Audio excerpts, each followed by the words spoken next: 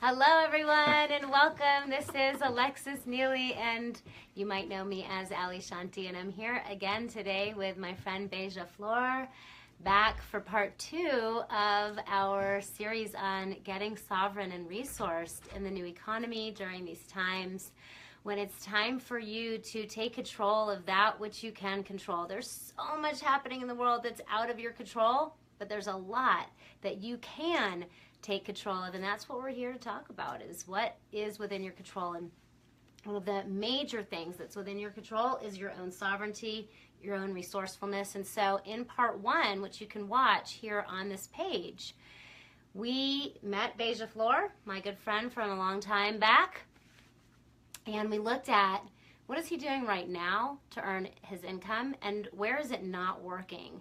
And one of the things that Beja shared with us is that he really wants to be in service in the world, and right now he feels like he's more in servitude. And so if you can relate to that at all, that you really want to be in service but you feel like you're in servitude, go ahead and post in the comments, or perhaps give us a little like or a heart. It'll fly across the screen. Get all happy when that happens. And that'll also tell us more of, you know, what is really helpful to you. So this is an interactive format. We're here with you. Some of you are here live. And when you're interacting with us, it actually makes the show a whole lot better for you as well. So we're doing this series to utilize Beja as really a test subject so that you can learn as he learns how to go from servitude to service, how to be in full control, have full autonomy of where your income comes from, how you earn it, who you work with, how you get paid, what your relationship is to time, money, and how you get paid.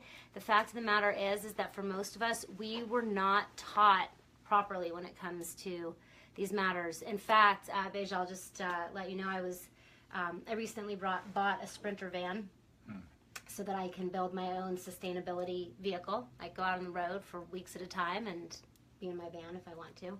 Right now it's just an empty shell. And there's this guy that builds it out. And he sent me the first invoice for the first part of the build, and he didn't charge me anything for the time that he spent coming over to my house, talking to me about what I wanted. When I went down to his studio, telling him what I wanted, time we spent on the phone, just, you know, he was charging me for parts and the labor to actually do the build. And I said to him, you know, I'm actually going to send you extra money because you need to be charging for the time that you've spent teaching me. And he said, oh, it's really hard for me to charge for something that I love to do so much and that I just love to teach and talk about. And more than anything, that is actually what I want you getting paid for. That is it. Gosh. That's all the more that he should be receiving. Yes, absolutely. But we've got this skewed view, right? Where if we really like to do it, we shouldn't be getting paid for it. And I was there. I've been there myself. And I'm happy to say that today I get paid for the things that I love to do the most. And I get paid really well for it. But I had to overcome all of that conditioning. And there's so much conditioning. And so that's what we're doing here today. And throughout this whole series is helping Beja overcome his conditioning, see where it is, learn new tools, and along the way you get to learn them too, and you get to follow along and interact with us and take these lessons and incorporate them into your own reality. So last time we were here, you shared you're working, you know, in order to make the money that you want to make, you've got to have consistent jobs. Correct. Right now doing carpentry mostly, 10 hours a day, at least 4 days a week, making $30 an hour. Right. And if you do that, you can make the 5,000-ish about that you want to be making a month. Doesn't quite get you there, almost gets you there, but then you have no time for what you there's really no want. time. There's no time for me. There's no time for romance. Like, you know, I have a partner that I use the phone. I want to spend time with her on the phone. I want to be able to, you know, take care of my body. Yeah. Under those hours. Dance. My body hurts sometimes. Yeah. And, you know, I get a little time on the roller, I get a little yoga, but it's not enough because I come home, I'm tired. Yeah. And so, like, I'm looking forward to creating space for myself. Yeah. So that I may create space for others. Yeah. Yeah.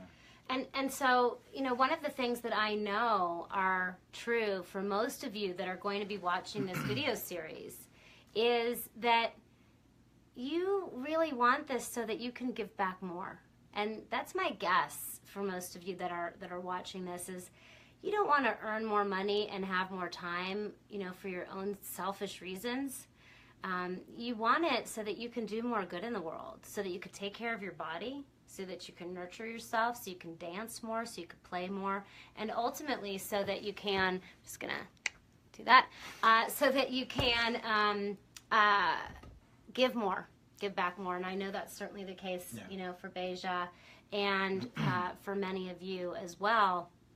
And yet somehow we've got these parts of us that keep us from earning what we truly need.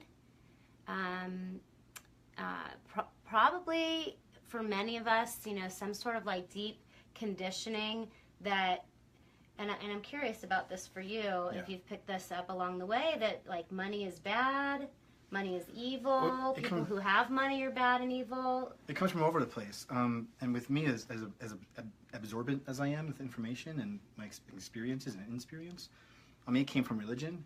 For a long time, I resisted opportunities because I had this program. I had. It's easier for a camel to enter the eye of a needle than it is for a rich man to enter the gates of heaven. And so I used to think, well, if I become wealthy, that's going to make me a bad person. I'm going to burn in hell for all my life. So I'm just going to avoid being rich altogether. Yeah. And this is the story I told myself for a long time. And so maybe a couple years ago, I started realizing that I was trying to help. I would help people. I would go out of my own pocket and help somebody pay their rent, or go buy them food, or move out of my apartment, move it with them to help take care of them, because maybe true story, their foster parent died. And then it would knock me out of my own flow. Yeah. And then I'm excited to create the space where I can reach out of my pockets, reach out of my heart, reach out of my mind, all my capabilities, offer help to people, offer help to myself, establish community, and be a foundation, a keystone people can rely on. Yeah. But I haven't been able to rely on myself because of these dogmatic programs. Yeah, deep conditioning. Money is the root of all evil, or rich people are greedy, and I don't want to be greedy. I don't want to burn in hell. And so I would resist. You don't want to take anything from anybody else. I don't want to create slavery. Yeah. But I mean, honestly, the first time I saw you, when I came back and went to your seminar, in that night, you dissolved all of my preconceived derogatory sentiments about money. And I realized that it is just a tool. It's it's innocent. It doesn't do anything. Yeah. What does it is whatever. If I have money, it makes me more of what I already am. Yes. And so if I like myself, when I have money, I can be I can help you. I don't have much money right now, but I've been giving money to homeless guys. I'm feeling kind of wealthy already. Yeah. So I'm here, take $5. It's all good. Well, that definitely is one path. It's been, to making more, I do have to say, you want to make more, give more. Yeah. But oftentimes, especially for people with really big hearts who are in a poverty mentality, we are giving actually beyond our capacity to give. Yeah. Because we don't know what it looks like to take care of ourselves. We don't know how to take care of ourselves first. And, they say, put the oxygen mask on first, but then nobody ever teaches us how to do that. Okay, sure, I know this concept of put the oxygen mask on first, but then what does that actually mean? How do I actually live that out in the world? Yeah. And so what we looked at in our last video, which I really encourage you to go back and watch and do the exercise, is what do you need?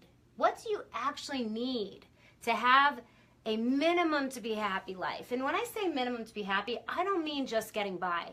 That, in fact, is a huge flaw in our own mental systems, that somehow just getting by is the minimum we need. It is not. Just getting by is not enough to nurture and nourish yourself. It's not you putting that oxygen mask on first. Minimum to be happy, though, it means that it's the bare minimum that you need to eat well, to take care of your body, to get the preventive medical care that you need, like chiropractic or network chiropractic or massage. It is the time and space to dance, to be out in nature, to be in relationship. These are minimum to be happy. Now, that doesn't, it means, for me, when I first did this whole minimum to be happy exercise, I actually discovered at the time that I could be happy living in a very rustic structure on land if I had community around. I didn't know that. I used to think that I needed $2 million a year to be happy. I thought that's what I needed in order to be happy. Because there was something, broken in here. Just, it was off. And so that's the first step, is you've got to come into right relationship with what do you actually need.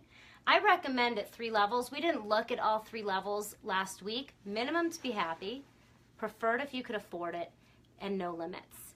And in the big picture of this structure that I teach, you're going to map where you are now in relationship to your minimum to be happy, in relationship to your preferred if you could afford it, in relationship to your no limits. And that's going to help you to see what is the very next step for you to take. And so for Beja, it is that his minimum, what I understand, is $5,000 a month. $5,000 minimum. That will, I would guess, by the way, that that's not actually your minimum. You, as an individual in the world, I imagine that you could actually probably live on less and be happy. I'm 42 years old. Yeah. And I have lived on less every single day of my life. Yeah. And, the last seminar you had, like, what's my minimum? How can I be in service? Yes. And so to be in service, yeah, that's like my minimum to be in service. Like, that takes care of bills. Yeah. It takes care of child support. Yeah. It takes care of savings. Yeah. And it takes care of the intermittent, hey, Beja, like,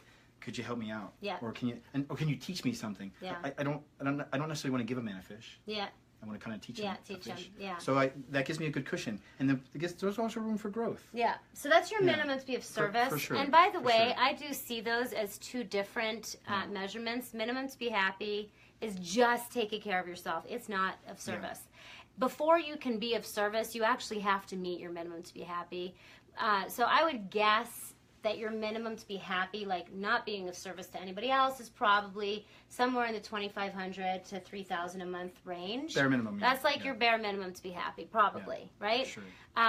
Minimum to be of service, though, to get him to have some spaciousness, to be able to be of service in the world. $5,000 a month is going to give you that spaciousness. You're taking care of your kid and your mom and his mom. Yeah. You're taking care of your other obligations. Right. You're able to give some more to friends. So that's really where he wants to invest in things that interest me. Mm-hmm. Like it gives me room to let me try this out. I can put myself in training. Yeah.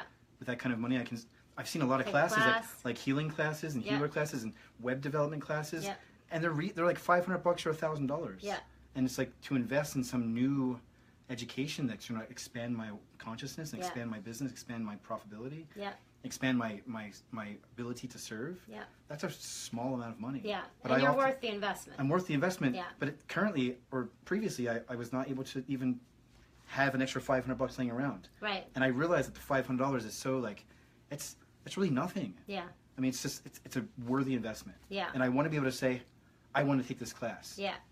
Happily give it to the teacher. So that's the $5,000 a month. And then we looked at how much time does Beja Flor actually have to earn that money, right? How much time? A lot of times, many of us are overestimating the amount of time that we have for work. And we're doing that because we undervalue our own selves usually. And I have a program that I teach, and we flip all of this on its head. And what we do is we allocate your time first to yourself. Again, putting on your oxygen mask first for yourself, and in 10 different categories, like sleeping is the first one. How much time do you actually want to sleep? A lot of us just sacrifice sleep in order to be able to work more. How much time do you want for eating, grooming, play, sex, relating with others? And so there's these 10 categories. You put all those first, and then you put time for family second, and then you can look at how much time do I actually have left over for work. It's usually a lot less than we think. And so when we looked at your numbers, we saw $5,000 a month, and what you realistically had on a weekly basis to take care of yourself to be in a relationship, to be with family, and then left over for work, was it 30 hours a week? Well, to make the money we talked about with what Yeah. I'm doing now, Yeah. it requires 40 hours a week. 40 hours a week. And hopefully within 4 days. Yeah, in 4 days. And that gives me like the work, because compressed work time, and then gives me 3 days to do whatever. Yeah. But the reality of that is not necessarily so true. Like, Yeah. in that realm of construction and carpentry, like maybe I get a month of doing that, and then maybe there's 2 weeks the next month I don't have Well, work there's at all. no work. So it's not consistent, and the more I push, the more consistent it can become. But as I'm chasing those jobs, Yeah. I'm losing Your personal momentum time. for my personal time Yeah. and for other things. So I'm almost willing to keep the foresight of that goal, Yeah. but I don't know that carpentry will get me there. Yeah. But carpentry will be able to furnish Yeah. what I need to begin to create that. Yeah, so what we looked at is that realistically, on his, well-paid jobs, he's making $30 an hour for those well-paid jobs, and as long as he's got 40 hours of that every week, then he's close to that $5,000 a month. But where a lot of us get stuck is what I call the cash flow roller coaster and the marketing merry-go-round, because maybe you're like working your 40 hours a week and you've got the money coming in, but then that job ends, and what are you going to do at that point? Because now you have to take the time to find another job. Now you've lost traction. And if you're taking those other 3 days a week to be going out looking for those other jobs, then you're out of that self-care. You're out of that time to relate with the people in your life. And so what we saw is that really and we do have a lot of appreciation for the fact that where Beija Flor is right now, he's not working a W-2 job for somebody else. He does have sovereignty, right? You have sovereignty over your time. You don't have to work specific jobs. Right. You get to work for who you want, when Right. you want. But because of the income model that you're in, you're stuck. And that's the case for many of you. You've made the leap out of working for corporate. You are working for yourself, freelance, doing gigs, but you're stuck in this, place where you're not earning quite enough, and you've got to work too many hours. So we looked at, well, what else can Beija Flor do? How can he start to bring in leverage to either increase that, rate that he's getting so he can make the same amount of money in less hours and have a more consistent flow? So the assignment that I gave him, and that I hope that all of you will do, is, and because we want to move beyond this, right? We can all move beyond this if we have the tools, if we have the know-how, if we know how to do it. Because, as Rhett is saying, that's how it's been forever. Yes, that is how it's been forever. And what's in our control right now is to shift that and change that. But it takes education, it takes understanding, and that's why we're doing this series. So the assignment that I gave to Beija Flor is we need to inventory your resources. We need to understand what your resources are so that we can restructure the way that you're thinking about your resources into a better plan for your future. And a lot of us, this is where we get stuck. We actually don't understand what we have, what our resources are. One of the big places is we say, I don't ever want to use credit. I don't want to use my credit score. Maybe we've already screwed up our credit score, in which case you can't use it. But listen, let me just say this. You don't have a good credit score, right? I have a zero. You don't have a zero. I went to Elevations Bank and opened a bank account. Yeah. And the woman was like, your credit score is actually zero. I've never have a heard zero of that. credit score. All right, we're going to have to pull his credit score for a future I've never had a credit episode. card. Yeah. Okay, well, good. Yeah. This is great because that is a huge resource for you, especially if you've never had a credit card. You could start responsibly using credit now, responsibly using credit, investing in yourself, building up that credit score. It can become one of the biggest resources you have. We have been conditioned to understand credit from a consumer perspective and that we shouldn't use it, we can't be trusted with it. It's a lie. It is one of the biggest and best resources you have. And because of this false conditioning, I have people contact me all the time after they've already screwed it up or they're about to screw it up, or all of a sudden they've gotten to a point where they can't make their payments and their credit scores dropped. And I'm like, oh, I wish I could have talked to you 6 months ago, or I wish I could have talked to you 2 years ago, because I could have taught you how to leverage your credit score in a way that would have allowed you to make such smarter investments in yourself. that would have allowed you to use this credit score in a far better way, but you weren't taught. And so we're going to save that one we're going to do a whole episode just on leveraging credit and using your credit score in the right way and what to do if you have a great credit score, because it's your most valuable resource and you could do so much good with it. So I'm really excited about that. And if you've never had credit, that's actually good because you could very quickly build your credit score. Well, I've been told because of this, I have to start with a secured credit That's right, card. yeah. But they say within 6 months to a year I could be given... Even faster than Maybe that. quicker Yeah, than that. even faster than that. Yeah. It actually happens really fast. I missed the 18-year-old phase. Yeah, well, a lot of times, though, Yeah. when we're 18, we go to college or something like that, we get these credit cards, and immediately we screw it up, right? It's like, Yeah. oh, I got this credit card. Furniture, I could go, televisions. Yeah, restaurants and furniture and trips, and yet we have no income source and no ability to pay it back, and then all of a sudden, you know, we've made all these mistakes. My sister did that, by the way, and you know, she was able to recover from it. Today, she has a great credit score. She owns a fourplex in Los Angeles. She's doing awesome, and it was a great learning experience for her. So if you have screwed up your credit score, don't beat yourself up. There's help, there's hope, there's a future for you where you can use your credit score. And as I like to say, you are not your credit score. It is a tool that you get to use. So that's going to be a whole future episode that we get to do, because it's, you know, time for you to use this resource. But it's not an available resource for him right now. I got a little fear when you said that. I had this emotion of like, oh shit, pop up in my sense. Like, credit cards, like, bad. Oh, no, bad. But then I thought about it. I was, wait a minute, you know, being, you know, the rich dad, poor dad story, like using it as leverage. Yeah.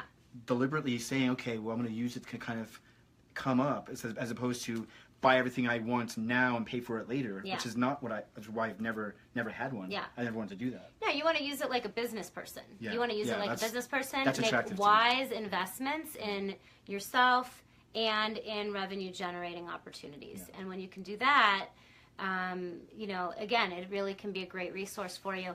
And ultimately, if you're not using credit, what I see is that it points to this this deep lack of trust we generally have for ourselves around money, handed down from our parents, handed down from you know, past generations, mistakes we didn't even make ourselves, but others made, and then, you know, conditioned us in this way. And so part of our job as sovereign beings getting resourced in the new economy is to rewire, is to heal those old false beliefs. You can be trusted. You can be trusted by way of the fact that you know, you're watching this. You want to learn. You want to do the right thing. You probably have a big heart. You want to give back. You can be trusted. Now, you might need to get educated in order to trust yourself, and that's fine. That life is a process of learning, growth, and evolution. It's not like we were born out of the womb knowing how to use credit in the right way. So, okay, something you have to learn. And, you know, we just have to acknowledge to ourselves, oh, I need to learn something about that, and then make sure that you're learning from the people who have the lives, who are doing the things in the world that you want to do, and not learning from the people that carry the old conditioning forward and are keeping so many people trapped and stuck in old patterns of, you know, slave wage behavior, of lack of sovereignty and lack of resourcefulness. Okay, so that's why we're here. So what I said to Beija Flor is, let's really look at your resources, because my guess is that most of you don't know what you really have. And, you know, Rhett is saying here, thanks, Rhett, it's simple. Create value and sell it. Well, it is simple, except that most people don't know what they have to create value with. Nobody ever taught you what you've got. Or how to identify it. Yeah. Like I took an aptitude test like maybe 6 years ago. Yeah. And it was, I wasn't much better off after it because I can do anything. Yeah. But you're Renaissance man. But to have like everything be in print of like what the test said I would be good at, it was the first time ever. I was like, whoa. So I saw these new things that I'd never heard of. Yeah. That I was like, I can do that. Yeah. Like that test I did with the little dexterity thing, I can. Wow. So I had a new perspective about myself and my abilities, it even boosted my ego a little bit. I felt a Yeah. little more confident, but I still didn't know how to break out of my patterns. Yeah. I wasn't like, oh, I'm a really good forensic scientist. How do I get that job? Yeah. Yeah. Like, do I go to forensic scientist school? Like, do I really want to be a forensic scientist? Yeah. Like, you know, so, but it was interesting to see, and so now I'm looking forward to sharing with all of you and with you Through the process of through the process, discovering. and then through the elimination of what feels good, what doesn't feel good. Yeah. And I already have an idea, like what makes my heart go. Yeah. And so I'm excited about that. Great. Well, Yeah. we're going to talk about Yeah. that because, you know, there's like looking at all the resources you have, so Yeah. you identify what you have to give. And then there's also the piece of what's actually valuable to other people and who is it valuable to. A lot of us don't know that either. You know, you don't necessarily know what the value of what you have is to other people, like the guy who's building out my van, and he's charging me too little.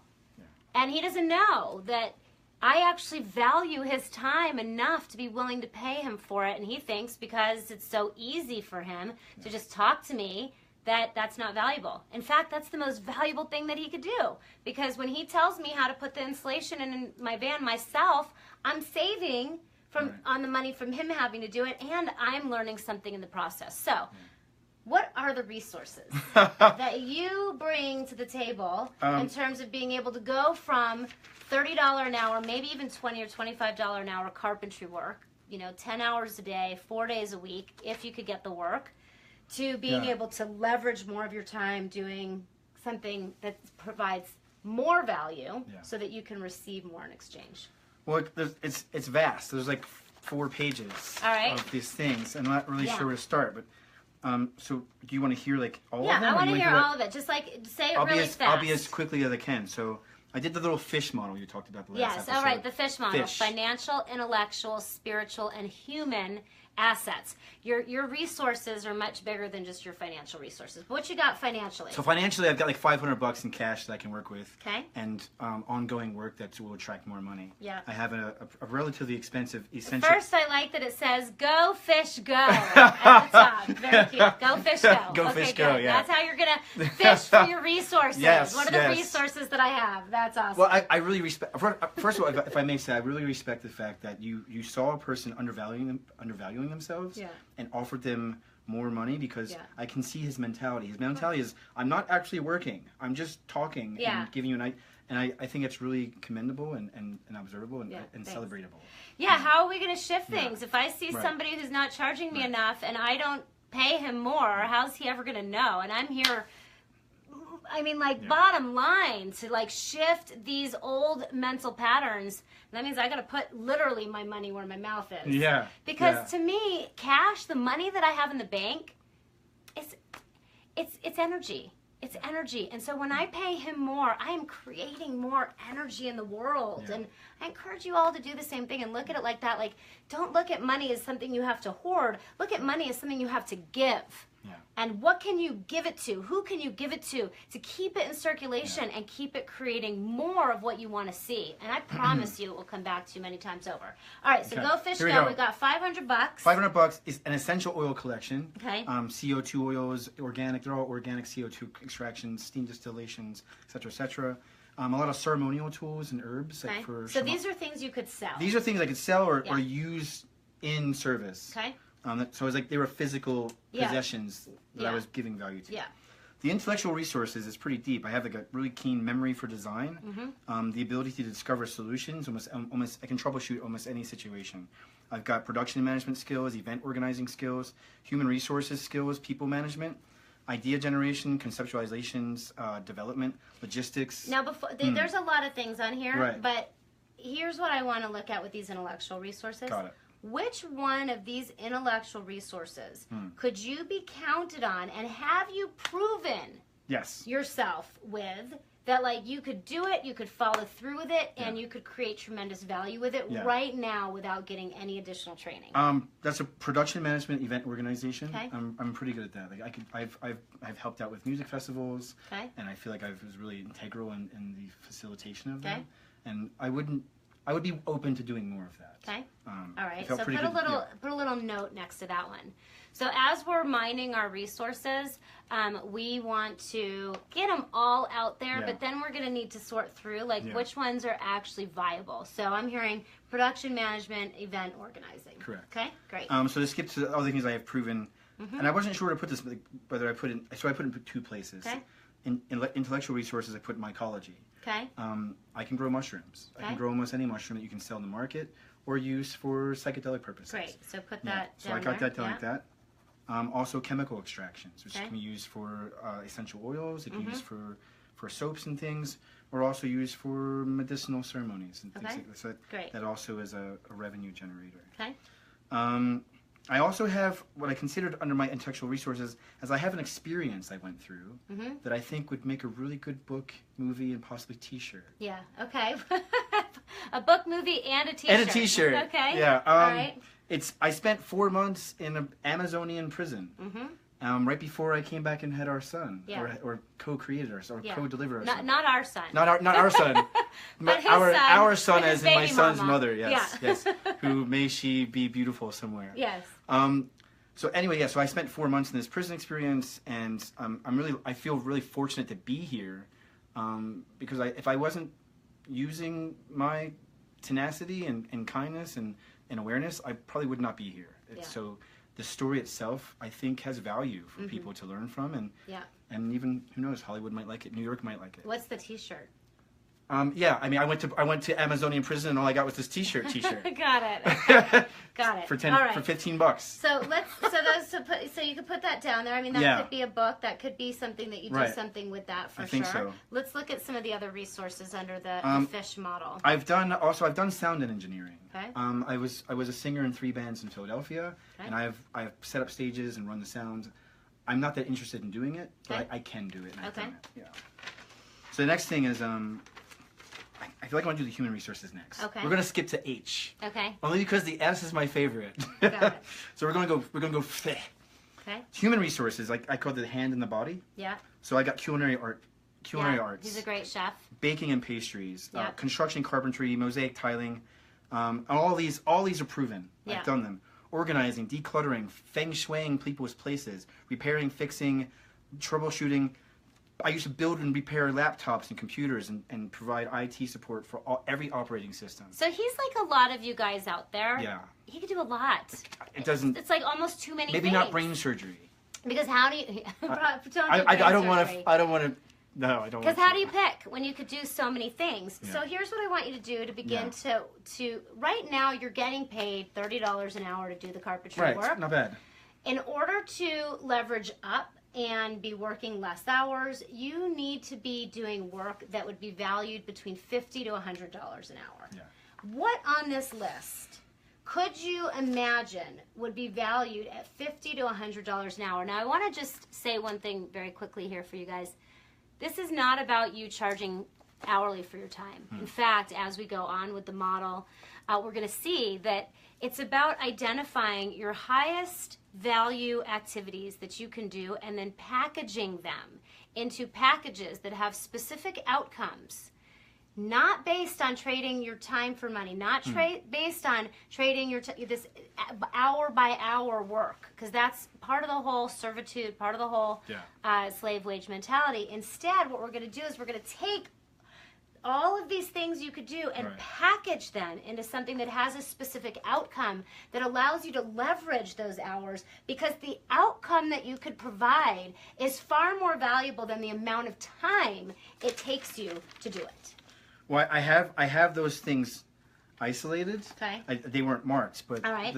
I looked at my list, and 3 things make a lot of money. Okay. The one is I could up level my construction work. Yeah. I could go buy some key tools that would make my service a bit more expensive, more chargeable. More valuable. I'd be more valuable. Yeah. And I'm not sure if I want to do that, because it's an investment, but maybe. Okay. The other options were basically kind of the end game for what I really want to be doing. Okay. One is helping people. Coaching them, life coaching. I feel like I have a lot of experiences, life experiences, Yeah. and I've already done it. I mean, there's a good friend of mine who was in college, stressing out. She was miserable and pushing through school, and she's like, what am I supposed to do? Like, I'm kind of passing. I don't really want to be doing this, but I have to do it. My parents are expecting me to do this. And through some medicine ceremonies, through some creating space with her, she finally just, everything, you could see it in her face. It all clicked, and she fell in love with some man, and they went and bought some land, and they're creating this eco village together, and she's never been happier in her life. Yeah. And I feel like she did that. Yeah. But I feel really good that I facilitated that. Yes. And I want more of that. Yeah. So I figured that if I move into that direction, it's not uncommon to be paid $60 an hour to help someone figure out their life. I mean, a lot maybe more than that. And I have a very specific niche type of therapy. Yeah. I don't know if I want to talk about because I don't want the global, the general consciousness to get it yet. Okay. But maybe. And the other one is. So let me just say something about that. He doesn't want to talk about it because he doesn't want to put it out into the world yet. Yeah. This is actually one of the things that holds a lot of people back. I don't want to tell anybody my idea because it might be taken, it might be stolen.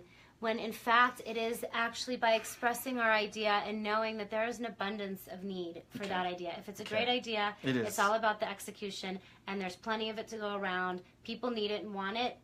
Let it out. All right. I can let it out. Should I let it out? Yes, you should let it out. All right. Before I let that out, the other thing is I'm really good in a laboratory. Yeah. Whether I'm doing extractions like mushrooms or I'm extracting chemical compounds, like I know my way around lab. Yeah. And so there's people. Yeah. And in the kind of work I want to do that are willing to pay me a substantial amount of money to do certain extracts. Yes. And so I'm considering it because I get paid $5,000 per extract. Okay. And that's 5 days of work. 5 days of work. I make $5,000 in a sitting, and then I have the whole month to do whatever I want. So why are you not doing that? It's happening. I'm waiting for one of my clients to come back from his business trip. Got it. And I'm going to be doing that. Okay, so it's already happening. It's just it's just. Yeah, it's a timing issue. It's a timing issue, and I'm working. I'm keeping work coming in, just so I'm not completely dependent on it. Okay. But yeah, we have a laboratory set up, and when he comes back, we're going to go full steam. Okay. I'm basically teaching a class. Okay. On how to extract these compounds. And I'm going to make $5,000 on it. You'll make $5,000 for 5 days of work. For about 5 days of work. But you can't do that. That's not available all the time to do. It's depending on how the flow of the first one goes. Yeah. Yes, it's very. Like you could do that every month. It's not guaranteed, but it could happen every month, and that would be ideal because it gives me the whole entire 3 weeks a month to play and figure out what's next. Okay, so when I hear that, what I would say is that's the thing to focus on. Yes. And I want to hear about the coaching niche for sure as well, because that would be the next step, right? It would be because then you have a story to tell. If you want to be a coach out in the world, if you want to be helping other people, it has to start with you creating your own story. Now, I mean, you have a great story in that you made it through 4 months of prison and, the Amazon. Yeah. And you have other life stories to tell. But people who want help with their life, they want a success story to say, oh, that person was successful. Right. Now, we can take your various past experiences and craft them into a story that will resonate with people to say, oh, I want that guy to help me, for sure. Right. But think of how much more powerful it is to say, I went from having to work, 40 hours a week to make $5,000, to be able to work 5 days a week to make $5,000, and I can help you to create a similar reality for yourself. Yeah. It's just, then people want to work with you. It's like, oh, how did you do that? Well, it's kind of like show me the money in a sense. Show me the money. It's not enough that I've gone from a 19-year-old physically abusive boyfriend to a 42-year-old tender, loving hug-a-bear. And I've done a lot of work. I mean, that's a good story too. Yeah, I've done a lot of work, but I think, in some sense, because money is our energetic exchange, people want to see that too. So if I have that story, and I have the money to back it up, I want to just, I don't know, because I have to say that having a story of personal transformation in of itself is also, it's a different audience that you're serving. Yeah. And so I guess what I want you all to know here is that as you are listing out your resources, your story is a powerful resource. Your experience of your own personal transformation, from going from a 19-year-old, I'm speaking now as Beja, I was a 19-year-old physically abusive partner. Yeah. And today I am a loving 42-year-old man. And, you know, I can help you make this, find the points of anger in yourself and root them out and become the man that you want to be in the world. Sure. That's a powerful story if you choose to work with men. Yeah. Oh, is that the part, is that the niche that that's the niche, that's not the niche, but that's the result of the niche. Got it. And because I've been in so many pants and so many shoes, like, I see through people. Yeah. Like, I have really good soul vision. Yeah. And the niche is, can I just share the niche? Yes, share the niche. I call it reflection therapy. And I don't know if that's the actual name or not, but I use mirrors. And so for my own transformation, I would sit in front of a mirror and look in my own eyes. Because I can look you in the eyes. I can sit across from a therapist who can look me in the eyes and tell me some practices to do, who can do this and do that. But I've noticed, like, to really get inside who I am, the best conversation to have is with myself. And so I look myself deep in the eyes, like, you know, in my own soul, and pick stuff out. And I feel like, and I've done it for other people so far in my journeys, and I've watched it happen. I've watched the transformations happen when you really look at your own soul. Yeah. And you kind of there's a lot of exercises that I implement for myself. And so there's ways to, like, do different things. One might just be a greeting. One might just be like, oh, hello. Like, you know, I've seen people, like, get in front of a mirror and cower. So let me pause you here and ask you, if you take somebody through this process with these exercises that you've got, that you've used for yourself, what changes in their life? Everything you want to change. Like, it's almost like the things you internalize, like, oh man, I want to stop doing this, or I did that again, or I'm judging myself for this. All those things can be shifted. Yeah. Because you're looking at yourself, and it's no longer like, you're not staring in the ocean anymore. You're not dumping your problems on another person to go take off. You're looking at your face and say, all right, Beja, you know what to do, and you can't lie to me. Yeah. So what's going on? Like what do you need for you to be fully in your integrity? Yeah. Oh, you want to stop smoking, or you want to stop eating sugar. Well, do you really want to eat sugar? Do you really want to be hitting your girlfriend whenever time you're angry? Do you really want to be triggered that way? Like, there's a lot of ways to, like, look at myself, and you can give me advice. I can see you look through me and give me advice. But often, if I'm not ready to hear that advice, I'm like, eh. Yeah. Okay, so there's a lot, so three things here before we end for today, because I want you all to have a takeaway that you could take away. So the first thing is that Beja has uncovered a number of resources here that he can use to leverage up from his, 40-hour a week, $5,000 a month carpentry work into providing more value out in the world. One of them would be advanced carpentry, which would require an investment in additional tools. I think all of them require some investment. So my question is, what do I really want to invest in? Yes. And if I have the lump sum coming from this chemical class I'm teaching, then I would rather put that money into something that I'm really passionate about. Okay, so we get to look at what are the resources you have, and then how are you going to use them to make this leap from where you are now to where you want to go. So we've got the advanced carpentry.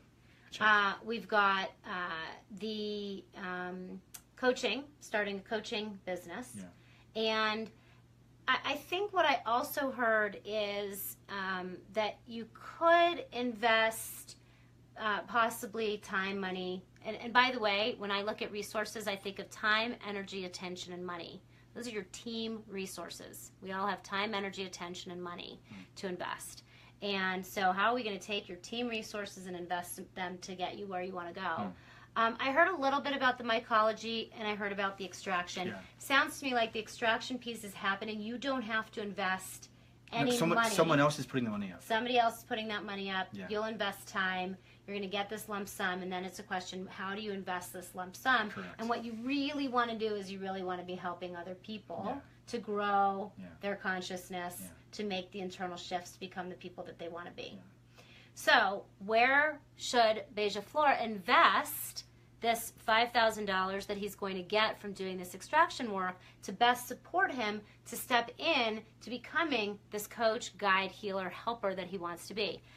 Most people would say, oh, well, you need to go to coaching school, or you need to go to Naropa. And Naropa is our local, school for psychology. And I'm going to say that is not the case. And I'm going to leave you hanging here. We're going to talk about this in our next episode. Where should Beija Flor invest these resources to be able to step into creating the life that he really wants? Earning $5,000 a month, maybe working 20 hours a week would probably be the first step, and then maybe bumping that up to $10,000 a month, still working just the 20 hours a week. Yeah. Would that be something that you would want Absolutely. to do? Yeah. Absolutely. And helping people in the way that you really want. Yeah. Notice that we did rule out investing in additional carpentry gear, although he could do that. He could invest in additional carpentry gear and use that to make more money. We're ruling that out because what really lit him up is I want to coach other people. I want to help other people to have internal transformation. And so using this reflection therapy, where should he put his resources to support him to do that? Can I add too? Okay. I get to bring some of my creative skills into it Yeah. by making custom-made magic mirrors for people to take home and use in their practice. Awesome. So if you were to join me as a client, I would make a mirror just for you to take home. Great. And to have this self-realization process. Great. So what we're going to do in future episodes is we're going to look at how can Beija invest his current resources in building a practice as a coach, healer, guide, and incorporate in his creativity and take this $5,000 he's going to be receiving and invest it in the right place. And I want to see what you guys say in the comments for those of you that made it all the way to the end. Thank you for hanging out. What do you think? What do you think would be the best investment for Beija to build this kind of a practice? And I'll tell you what, if you do post in the comments and you get it right, I'm going to give you a prize. And that prize is going to be maybe some private time on the phone with you talking about what your next best investment would be of your resources in creating the life and income that you really want. Because that to me is the most important thing, is that we are all using our resources for the highest and best. So we're going to come back next time and we're going to look at, and it's, by the way, it's going to be something I'm guessing that you're not going to get. It's something. This is a challenge, and I want you thinking about it as well. Like, what is the best investment? What's the first step? Don't say it though, because I want to give everybody a chance that made it all this way. Tenacious. Now that you've harnessed your resources, how can you best use them? Now, for everybody, it's going to be different, but specifically for Beija Flor, how can he best use them to build this practice that he wants? And Jeanette is saying to hire a coach for himself. That is one thing he could do. We're doing these videos right now. I'm not going to tell you. I'm not going to tell you what it is in this one, but that is one, Jeanette, to hire a coach for himself. And we'll talk about whether that would be the next, the best investment next time.